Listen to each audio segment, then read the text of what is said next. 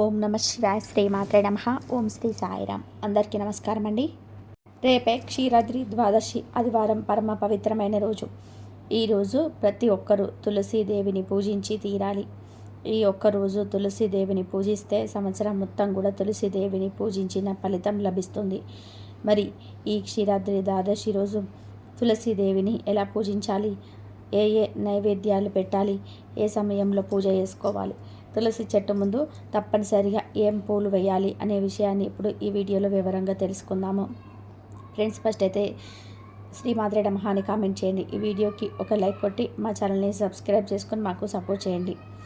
క్షీరాబ్ద ద్వాదశి రోజున విష్ణుమూర్తికి తులసి మాతకు వివాహం జరిగింది. ఈ పర్వదినాన్ని మనం క్షీరాబ్ది ద్వాదశిగా జరుపుకుంటున్నాం. ఈ క్షీరాబ్ది ద్వాదశి రోజున స్త్రీలు ఉదయాన్నే నిద్రలేచి చన్నీటితో తలస్నానం చేయాలి. ముఖ్యంగా ఈ ద్వాదశి రోజున ఇంటి గడపలకు ఖచ్చితంగా పసుపు రాయాలి. గడపను లక్ష్మీదేవి స్వరూపంగా భావిస్తాము కాబట్టి ఈ రోజున ఏ స్త్రీ అయితే గడపలకు పసుపు, కుంకుమ, బొట్లు పెడుతుందో ఆ ఇంటికి అఖండ రాజయోగం సిద్ధిస్తుంది. భర్త ఆదాయం విపరీతంగా పెరుగుతుంది. రోజు తులసి మొక్క వద్ద క్షీరాబ్ది ద్వాదశి పూజ చేసేటప్పుడు ఆడవారు చేతికి తప్పనిసరిగా గాజులు ధరించాలి. అలా ధరిస్తే దీర్ఘసుమంగళి యోగం వస్తుంది. ఈ క్షీరాబ్ది ద్వాదశి రోజు అందరూ గుర్తుపెట్టుకొని పసుపు లేదా ఎర్రటి రంగులో ఉండే దుస్తువులు ధరించాలి.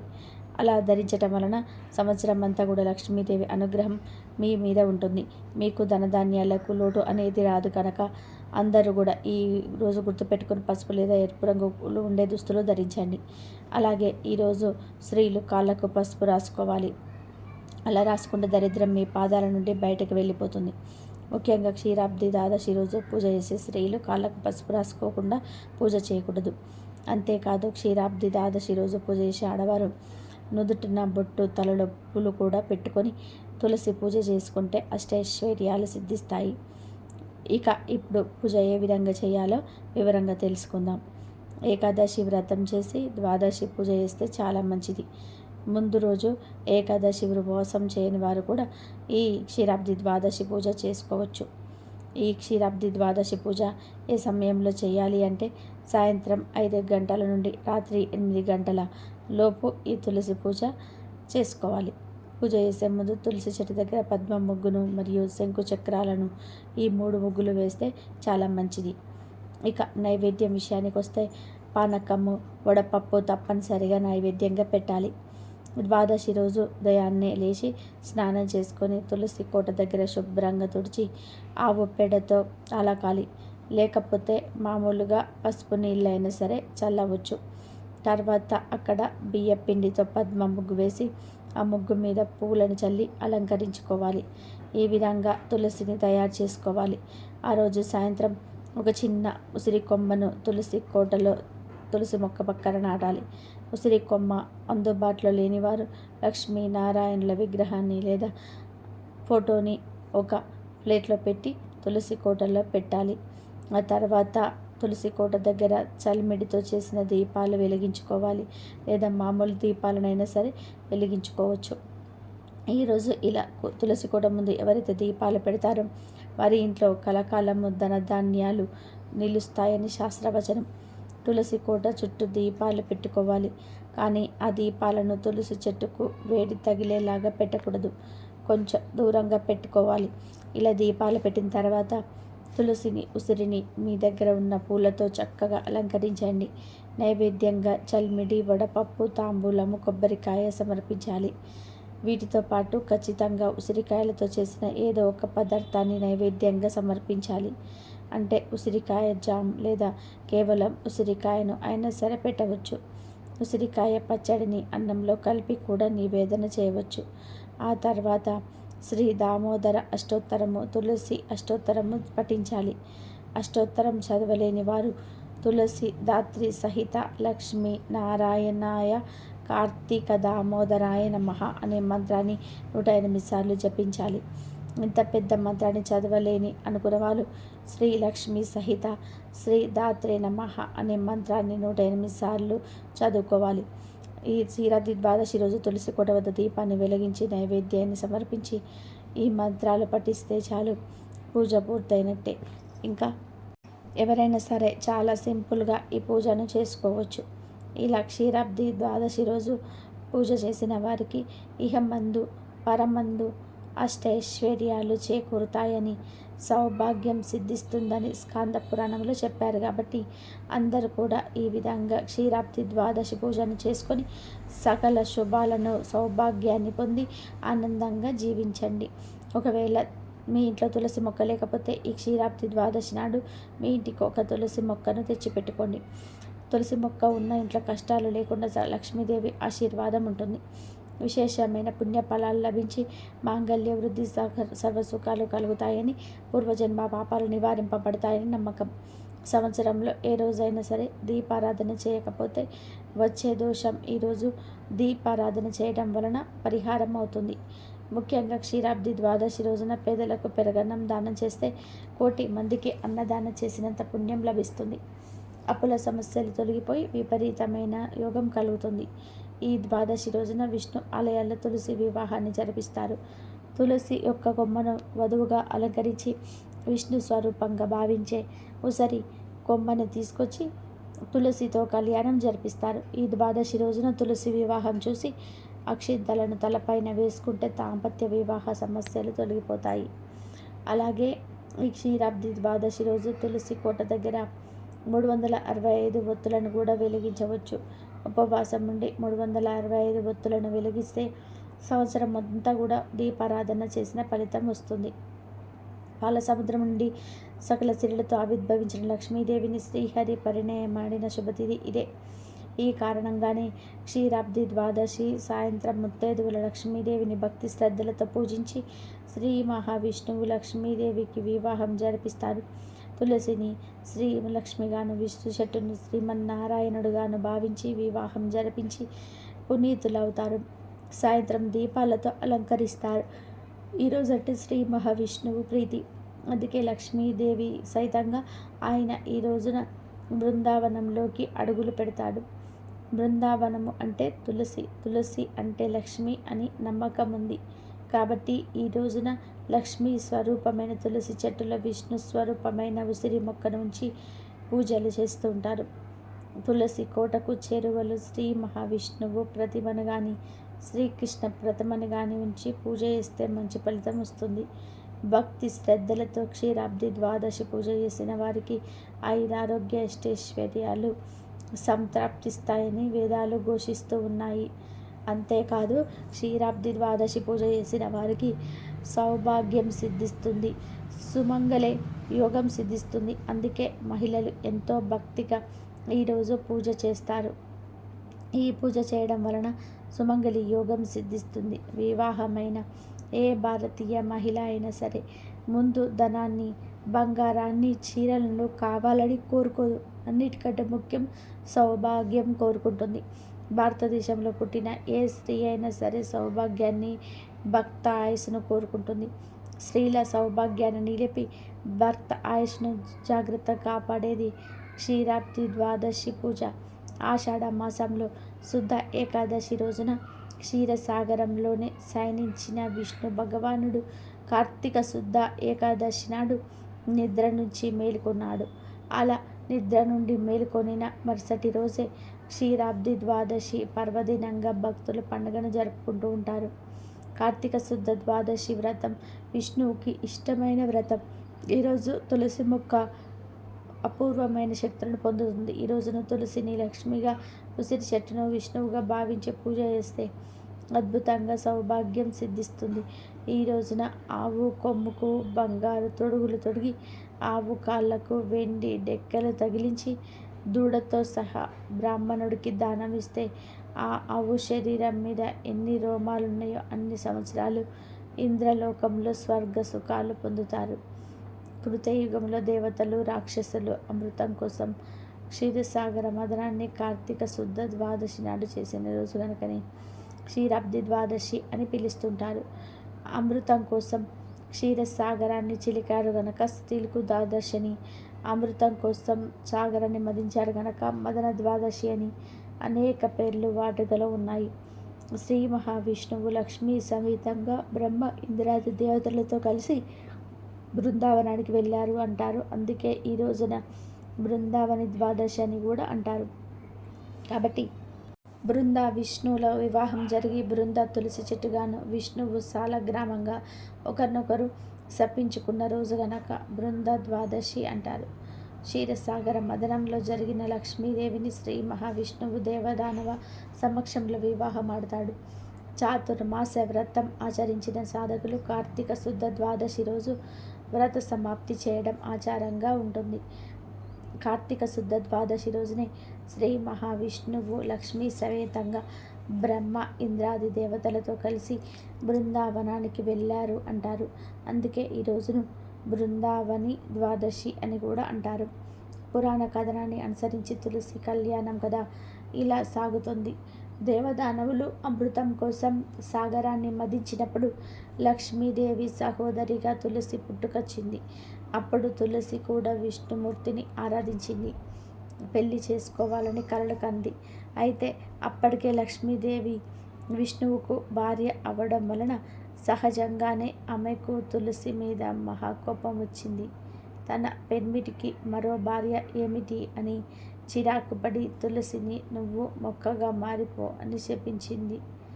అయితే దాని పట్ల అంత ఆరాధన పెంచుకున్న తులసి మొక్కగా మారిపోవడం విష్ణుమూర్తిని బాధించింది. అందుకే తులసి బాధపడకు, భవిష్యత్తులో నీ కోరిక తప్పకుండా నెరవేరుతుంది. నేను సాలగ్రామ రూపంలో ఉన్నప్పుడు నువ్వు నాకు బాగా దగ్గరవుతారు. తులసి ఆకుల రూపంలో ఇళ్లలో దేవాలయాలలో తులసి ఆకులతో నన్ను పూజిస్తారు. అంతేకాదు భక్తులందరూ కూడా నిన్ను ఎంతో పవిత్రంగా భావించి ఇళ్లలో తులసి మొక్క నాటుకొని ప్రతిరోజు పూజిస్తారు. నీకు నీళ్ళు పోసేటప్పుడు భక్తిగా నమస్కరిస్తారు. మీ ముందు దీపం వెలిగించి పూజిస్తారు. కార్తీక శుక్ల ద్వాదశి నాడు మీతో నాకు కళ్యాణం చేస్తారు. అప్పుడు మీ కోరిక తీరే సంతృప్తి చెందుతావు అంటే ఓదార్చి దీవించాడు. ఆ విధంగా తులసి మొక్కకు ఎనలేని భక్తి చేకూరుతుంది. కార్తీక ద్వాదశి నాడు తులసికి ఉసిరికి వివాహం చేసే సాంప్రదాయం ఏర్పడింది. ఇక ఈ క్షీరాబ్ది ద్వాదశి రోజు పూజ ఆచరించేవారు చాలామంది చేసే పెద్ద తప్పు ఏమిటి అంటే అపొరపాటు ఏమిటి అంటే ఉసిరి చెట్టు లేదని బజార్లో అమ్మే ఉసిరి కొమ్మలను తీసుకొచ్చి తులసి కోటలో ఉచ్చి పూజ చేస్తూ ఉంటారు. లేదా ఉసిరి కొమ్మలు తెచ్చి తులసి కోటలో గుచ్చి పూజ చేస్తుంటారు. కానీ అలా చేయకూడదు. ఈరోజు ఉసిరి కొమ్మలను విరవకూడదు. అది శాస్త్ర విరుద్ధం. ఉసిరి చెట్టు వద్దనే పూజ చేసుకోవాలి. లేదా నర్సరీలో నుంచి చిన్న కుండీలో ఉసిరి చెట్టును తెచ్చుకొని దాన్ని తులసి కోటలో నాటి పూజ చేసుకోవాలి. కార్తీక మాసంలో క్షీరాబ్ది ద్వాదశి రోజు ఎట్టి పరిస్థితుల్లోనూ కూడా ఉసిరి చెట్టు కొమ్మలను విరవడము, నరకడం వంటి పనులు చేయకూడదు. అలా చేస్తే మీరు పూజ చేసిన ఫలితంగానే రాదు. చాలామందికి తెలియక ఈ తప్పు చేస్తారు. దీని వలన పూజ ఫలితం పోతుంది. కనుక అందరూ కూడా ఈరోజు ఈ తప్పు చేయకుండా జాగ్రత్త పడండి. ఇక ఈ పర్వదినాలలో ఆచరించే మరొక సాంప్రదాయం వనభోజనాలు. తోటలు ఊరికి దగ్గరలోనే వనాల్లోనికి వెళ్ళి ఉసిరి వద్ద విష్ణువు, శివ, లక్ష్మి పూజలు ఆచరించి అక్కడే వండిన ఆహార పదార్థాలను దేవుడికి నివేదించి అనంతరం అందరూ సామూహికంగా ప్రసాదాన్ని స్వీకరించడం, ఉల్లాసంగా ఆ రోజును ఆస్వాదించడం ఒక సాంప్రదాయం. క్షీరాబ్ది ద్వాదశి సాయంత్రం 5:30 నుండి 7:30 మధ్యలో తులసి చెట్టు మొదట్లో ఇది ఒక్కటి పెడితే చాలు, లక్ష్మీదేవి మీ ఇంటికి వస్తుంది. వద్దన్న ధనం వస్తూనే ఉంటుంది. మీ కష్టాలన్నీ కూడా తీరిపోతాయి. మీ జీవితం అద్భుతంగా మారిపోతుంది. మీకుండే సమస్యలు, ఇబ్బందులు అన్నీ తొలగిపోతాయి. లక్ష్మీదేవి అనుగ్రహం పుష్కలంగా కలుగుతుంది. క్షీరాబ్ది ద్వాదశి అనేది తులసి మొక్కను పూజించే మహిమాన్వితమైన రోజు. ఈరోజు తులసికి, ఉసిరికి వివాహం చేస్తారు. తులసి మొక్కకు మన సాంప్రదాయంలో ఎంతో ప్రాధాన్యత ఉంటుంది. తులసి మొక్క ఉన్న ఇల్లు తీర్థస్థలం అని, తులసి కోట ఉన్న ప్రదేశం గంగా తీరంతో సమానమైన పవిత్రతను కలిగి ఉంటుందని పెద్దలు చెప్తూ ఉంటారు. రోజు నిద్ర లేవగానే తులసి మొక్కను దర్శించటం, ప్రదక్షిణలు చేయడం వలన సప్త దీపాలతో కూడిన సమస్త భూమండలాన్ని, అందులోని తీర్థాలను, క్షేత్రాలను దర్శించినంత పుణ్యం లభిస్తుందని పండితులు చెప్తున్నారు. తులసి మొక్కను నాటిన, నీరు పోసిన, తాకిన, పెంచిన మోక్షం సిద్ధిస్తుందంటారు. అందుకే తులసిని దేవతా వృక్షంగా భావిస్తారు హిందువులు. తులసిని ప్రతిరోజు పూజిస్తారు. కానీ క్షీరాబ్ది ద్వాదశి రోజు మాత్రం మరింత ప్రత్యేకంగా పూజలు చేస్తారు. తులసికి, ఉసిరికి వివాహం చేస్తారు. ఈ పూజను కూడా సాయంత్రం సమయంలోనే చేస్తారు. అలా పూజ చేసేటప్పుడు అంటే 5:30 నుండి 7:30 మధ్యలో తులసి మొక్క మొదట్లో ఇదొక్కటి పెడితే చాలు, లక్ష్మీదేవి అనుగ్రహం కలుగుతుంది. మీ కోరికలన్నీ కూడా తీరిపోతాయి, ధనం వస్తూనే ఉంటుంది అని శాస్త్ర పండితులు చెప్తూ ఉన్నారు.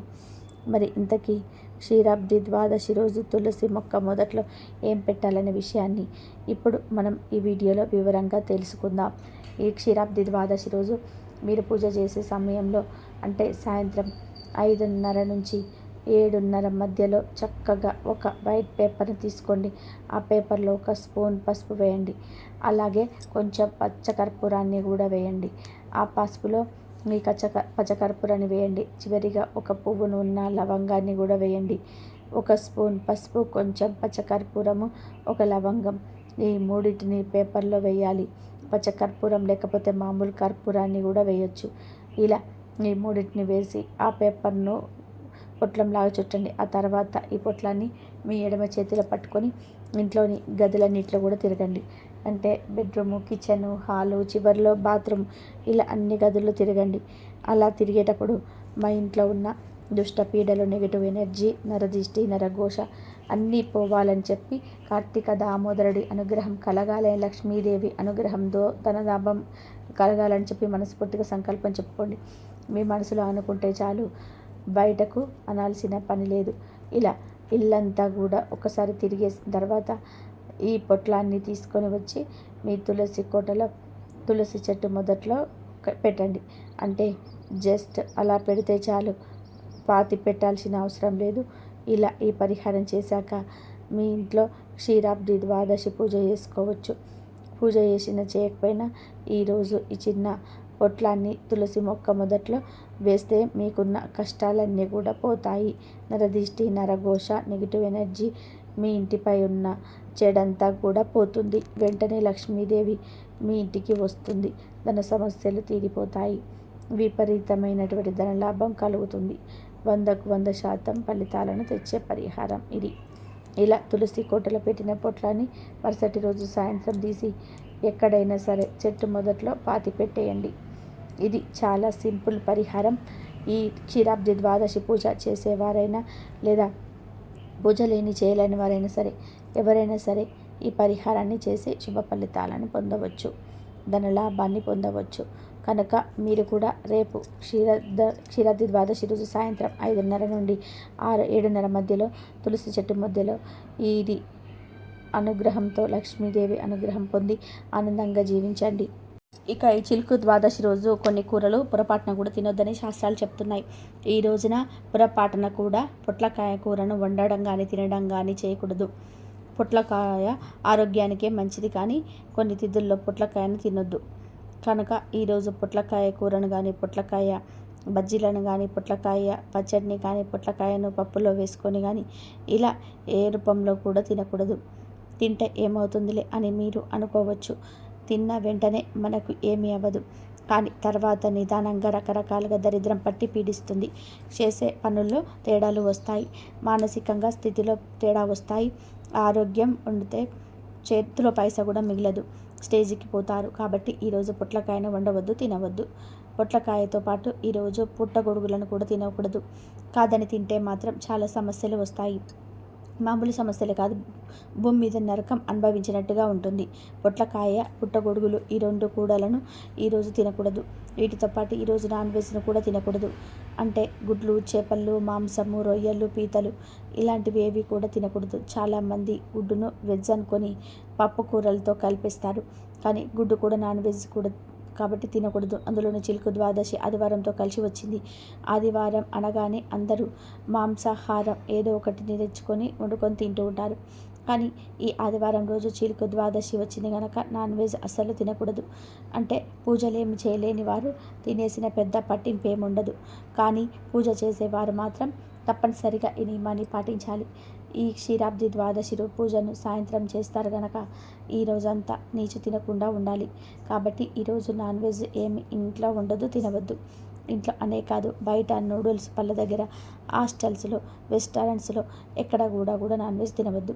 కాదని తింటే మాత్రం మీరు చేసే పూజలకు ఫలితం రాదు, మహాపాపం చుట్టుకుంటుంది, జీవితాంతం కష్టాలు అనుభవిస్తారు. పొట్లకాయ, పుట్టగొడుగులు, నాన్ వెజ్ ఈ 3 కూరలను ఈరోజు తినకూడదు కనుక ఎవరు ఈ కూరలను తినకుండా జాగ్రత్తగా ఉండండి. క్షీరాబ్ది ద్వాదశి రోజున విష్ణుమూర్తికి తులసి మాతకు వివాహం జరిగింది కాబట్టి ఈ పర్వదినాన్ని మనం క్షీరాబ్ది ద్వాదశిగా జరుపుకుంటున్నాం. సాయంత్రం 6 నుండి 7 గంటల మధ్యలో గుమ్మం పక్కన ఆకు పెడితే డబ్బు వరదలాగా దూసుకొస్తుంది. ఈ పవిత్రమైన రోజున సాయంత్రం సమయంలో ఒక ప్రత్యేకమైన పరిహారం చేయడం ద్వారా మీ ఇంట్లోకి ధనలక్ష్మి ప్రవేశిస్తుంది, డబ్బు వరదలా మీ ఇంట్లోకి దూసుకొస్తుంది. ఈ చిన్న పరిహారం మీ జీవితంలో అద్భుతమైన మార్పులను తీసుకొస్తుంది. ఏళ్లుగా ఉన్న ఆర్థిక సమస్యలు, అప్పుల బాధలు తొలగిపోయి మీ ఇల్లు సిరి సంపదలతో నిండిపోతుంది. లక్ష్మీదేవి అనుగ్రహం సంపూర్ణంగా లభించి మీరు చేపట్టే ప్రతి పనిలో విజయం సాధిస్తారు. వ్యాపారంలో లాభాలు, ఉద్యోగంలో ప్రమోషన్స్ వంటివి వాటంతట అవే మిమ్మల్ని వెతుక్కుంటూ వస్తాయి. ఈ పరిహారం వలన మీ ఇంట్లో ఉన్న నెగిటివ్ ఎనర్జీ మొత్తం తొలగిపోయి పాజిటివ్ ఎనర్జీ ప్రవహిస్తుంది. కుటుంబంలో సుఖ సంతోషాలు, ప్రశాంతత నెలకొంటాయి. భార్యాభర్తల మధ్య అన్యోన్యత పెరుగుతుంది. పిల్లలు చదువులో రాణిస్తారు. ఈ పరిహారం చేయడం చాలా సులభం, కానీ దాని ఫలితాలు మాత్రం అమోఘం. దీనికి కావలసిన వస్తువులు కూడా మనకు సులభంగా లభించేటివే. ఈ పరిహారాన్ని పూర్తి నమ్మకంతో, శ్రద్ధతో ఆచరిస్తే మీ అదృష్టం మారిపోవడం ఖాయం. మీ ఇంట్లో ధనానికి, ధాన్యానికి ఎటువంటి లోటు ఉండదు. లక్ష్మీదేవి కటాక్షంతో మీ ఇల్లు స్వర్గతుల్యంగా మారిపోతుంది. మన జీవితంలో డబ్బు చాలా ముఖ్యం. చాలామంది ఎంత కష్టపడి పనిచేసినా చేతిలో డబ్బు ఉండదు. వచ్చిన డబ్బు వచ్చినట్టే ఖర్చు అయిపోతూ ఉంటుంది. కొంతమందికి ఇంట్లో నిరంతరం ఏదో ఒక అనారోగ్యము, చికాకులు, ఆర్థిక ఇబ్బందులు వెంటాడుతూ ఉంటాయి. వీటన్నిటికీ కారణం మన కంటికి కనిపించని నరదిష్టి లేదా ఇంట్లోకి ప్రవేశించిన ప్రతికూల శక్తి అనగా నెగటివ్ ఎనర్జీ కావచ్చు. కాబట్టి మన పెద్దలు ఇలాంటి సమస్య నుంచి బయటపడడానికి ఎన్నో సులభమైన పరిహారాలను చెప్పారు. ముఖ్యంగా పవిత్రమైన పర్వదినాల్లో చేసే పరిహారాలకు శక్తి చాలా ఎక్కువగా ఉంటుంది. అలాంటి అద్భుతమైన రోజు రేపు రాబోతుంది. రేపు సాయంత్రం ఒక నిర్దిష్ట సమయంలో, అంటే సరిగ్గా సాయంత్రం 5 గంటల నుండి 7 గంటల మధ్యలో మన ఇంటి ప్రధాన గుమ్మం పక్కన ఒక చిన్న పరిహారం చేయాలి. ఇది చాలా సులభమైనది, కానీ అత్యంత శక్తివంతమైనది. ఈ పరిహారం చేయడం వలన లక్ష్మీదేవి ప్రసన్నమవుతుంది. మీ ఇంట్లో ఉన్న సమస్త దరిద్రము, పీడ తొలగిపోతాయి. ఆర్థికంగా మీరు ఎదుర్కొంటున్న అడ్డంకులన్నీ కూడా మంచులా కరిగిపోతాయి. రావాల్సిన డబ్బు చేతికి అందుతుంది. కొత్త ఆదాయ మార్గం తెలుసుకుంటాయి. వ్యాపారంలో లాభాలు వస్తాయి. ఉద్యోగంలో ప్రమోషన్స్, జీతం పెరుగుదల వస్తాయి. ఈ పరిహారం మీ ఇంటికి ఒక రక్షణ కవచంలా పనిచేస్తుంది. డబ్బును అయస్కాంతంలా ఆకర్షిస్తుంది. అప్పుల బాధ నుంచి విముక్తి లభిస్తుంది. ఇంట్లో ప్రశాంతత, సంతోషము, ఐశ్వర్యము వెల్లివిరుస్తాయి. పూర్తి నమ్మకంతో, శ్రద్ధతో ఈ చిన్న క్రియను ఆచరిస్తే మీ అదృష్టం తలుపు తట్టినట్లే. అసలు రేపటి రోజుకు అంత గొప్పదనం ఏమిటి? రేపు క్షీరాబ్ది ద్వాదశి. పవిత్రమైన కార్తీక మాసంలో వచ్చే శుక్లపక్ష ద్వాదశినే క్షీరాబ్ది ద్వాదశి అంటారు. దీనినే చిలుకు ద్వాదశి అని కూడా, తులసి దామోదర ద్వాదశి అని కూడా పిలుస్తుంటారు. ఇంతటి మహిమాన్వితమైన పవిత్రమైన రోజున, అది సాక్షాత్తు లక్ష్మీ నారాయణులు మన ఇళ్లను సందర్శించే సమయంలో మనం ఇంతకుముందు చెప్పుకున్న ఆ శక్తివంతమైన పరిహారం చేస్తే ఫలితం అమోఘంగా ఉంటుంది. ఇంతకీ మన ఇంటి గుమ్మం పక్కన పెట్టవలసిన ఆ అద్భుతమైన వస్తువు ఏమిటి? ఆ ఆకు ఏమిటి? ప్రకృతిలో దొరికే ఎన్నో వస్తువులకు దైవిక శక్తులు ఉంటాయి. మన పూర్వీకులు ఆ రహస్యాలను తెలుసుకొని మనకు పరిహారాల రూపంలో అందించారు.